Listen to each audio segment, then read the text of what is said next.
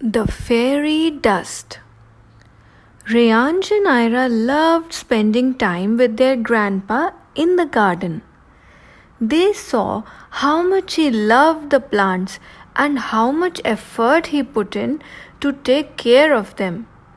But despite his hard work, the flowers never bloomed as beautifully as they hoped. One night, Rayansh had a dream. He saw a fairy who told him that there was a bottle of fairy dust under his bed. The fairy told him to sprinkle it in the garden to make the flowers bloom. The next morning, Rayansh searched under his bed and found the bottle of fairy dust. Excited to see what would happen, he sprinkled it in the garden. To his surprise, the flowers bloomed beautifully and the garden was filled with the sweet fragrance. Rayansh and Ira were thrilled and sprinkled the fairy dust every day to keep the garden looking magical.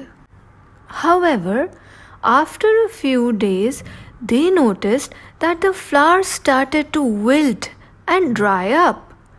They were confused and didn't know what was happening. That night, Rayansh had another dream. This time, the fairy told him that too much magic was not always a good thing. She explained that Rayansh and Ira were being greedy and not putting in the hard work that was needed to make the plants grow. Rayansh woke up and realized that the fairy was right. He and Ira had been lazy and had relied too much on the magic of the fairy dust.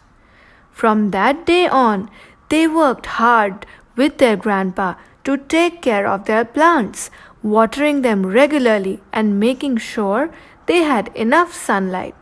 Slowly but surely, the flowers started to bloom again, and that too without any fairy dust.